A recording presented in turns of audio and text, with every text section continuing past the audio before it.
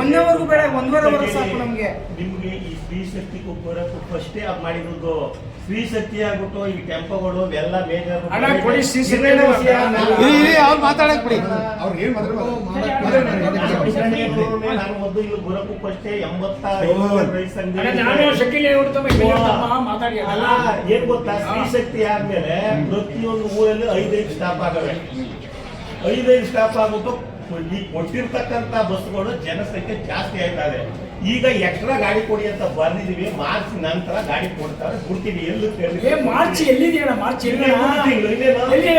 ತಿಂಗಳು exam start ಆಯ್ತದ March. ಮಕ್ಕಳಿಗೆ ಎಕ್ಸಾಮ್ ಸ್ಟಾರ್ಟ್ ಆಯ್ತದೆ.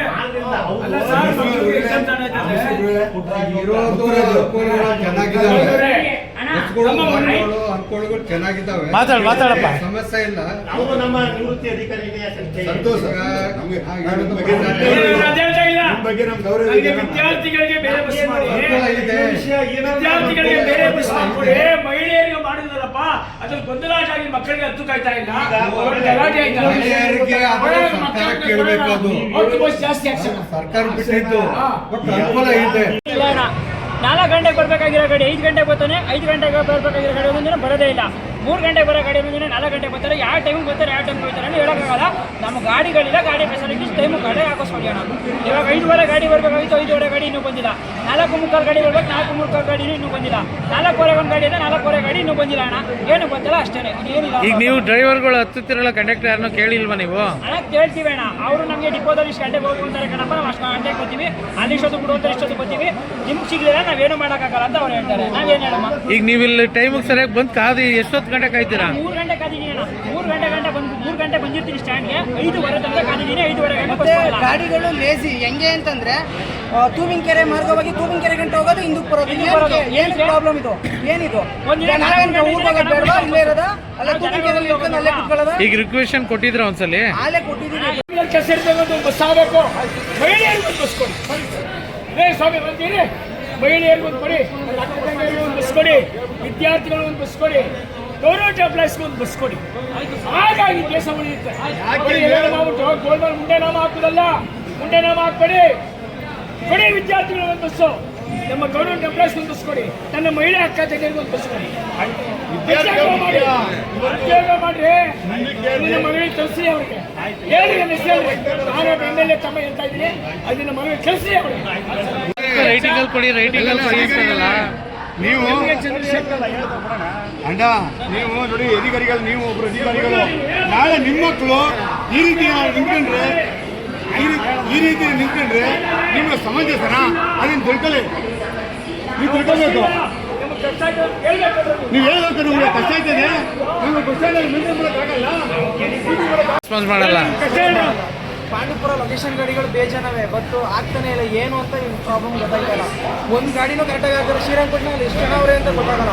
ಅಷ್ಟು ಹೆಣ್ಮಕ್ಳಾಗಿ ಮಹಿಳೆಯರಾಗಲಿ ಅಲ್ಲೇ ನಿಂತಿರ್ತಾರೆ. ಒಂದು ಗಾಡಿನೂ ಕರೆಕ್ಟಾಗಿ ಬಿಡಲ್ಲ.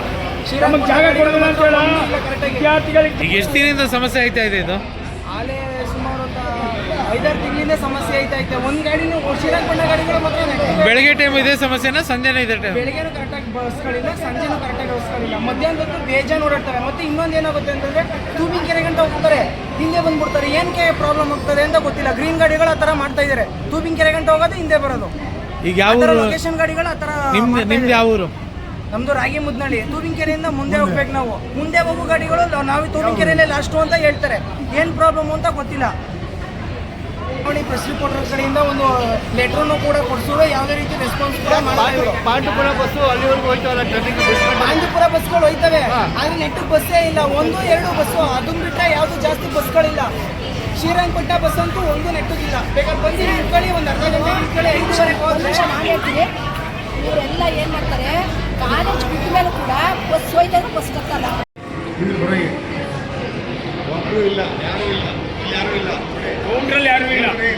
ಹೇಳೋರಿಲ್ಲ. ಯಾರನ್ನು ಕೇಳೋದು ನಾವು?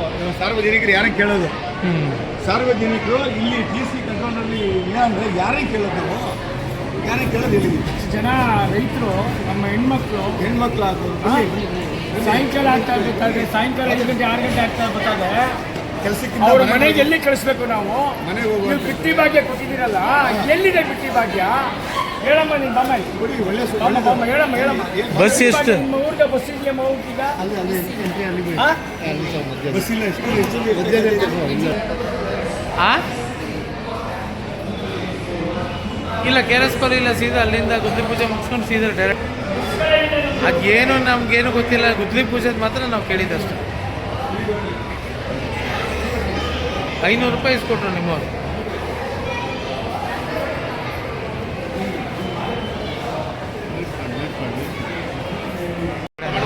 ಅಷ್ಟೇ.